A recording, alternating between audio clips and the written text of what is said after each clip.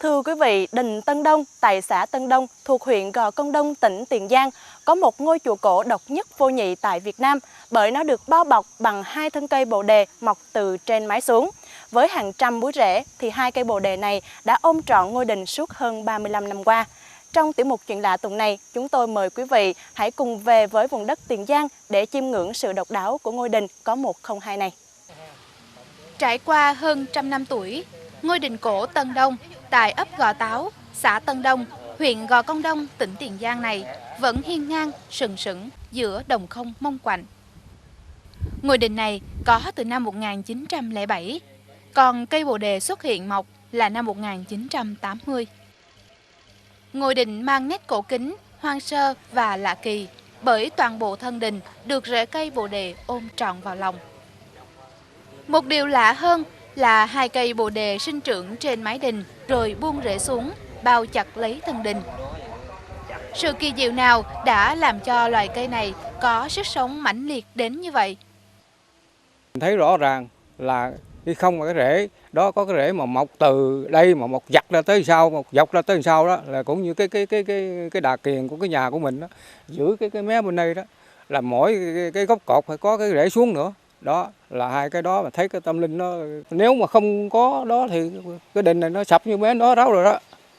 Chứ còn bên đây đó nhờ mấy cái rễ đó giữ lại đó, chứ không có là sập hết rồi.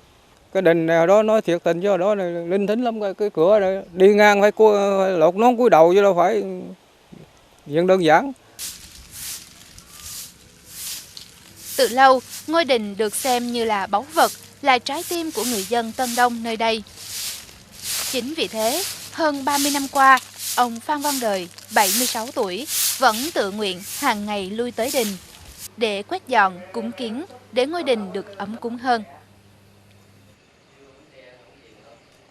Tôi thấy vậy là đình không ai hư hao hết rồi, không ai cúng kiến, rồi tôi cũng lớn rồi trong ấp này, tôi thấy ra bước ra đây, tôi lo đây cúng kiến rồi bà con cô bác anh em ở đây, con cháu đây cũng ráp phụ rồi, ngay tới lễ là cũng lo là cúng 5-4 lễ vậy rồi chứ không có gì. Rồi có khi mà tôi đi tới lui dòm ngó cái này hư cái kia hao gì đó là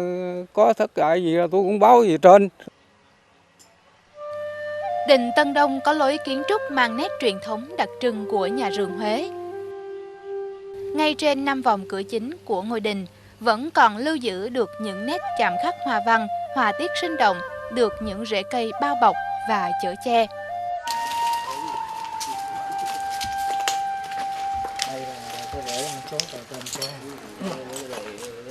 Mái đình xuống cấp nhưng nhờ bóng bồ đề mà mát rượi từ trước ra sau.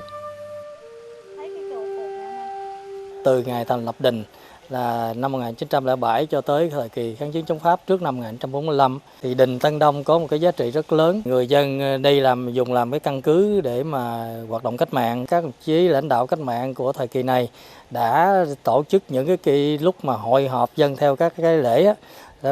theo các cái lễ của đình á, để qua đó trao đổi, đồng thời là tuyên truyền để giáo dục người dân tham gia cách mạng, đồng thời tổ chức kháng chiến. Vì vậy mà cái đình này nó mang một cái dấu ấn rất lớn trong cái tiềm thức của người dân Tân Đông.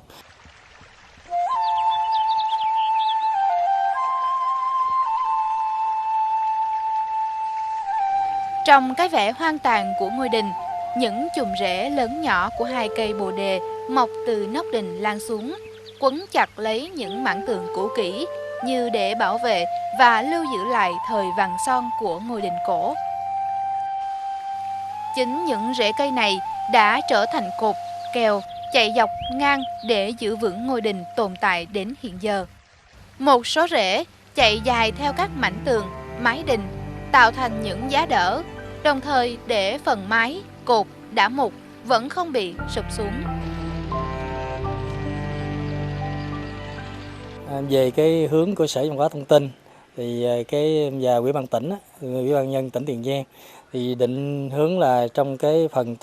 trùng tu tôn tạo lại cái đình này, là đình Tân Đông này, là bằng cách là giữ nguyên cái hiện trạng của cái mặt tiền của cái đình, gồm có là giữ hai cây bồ đề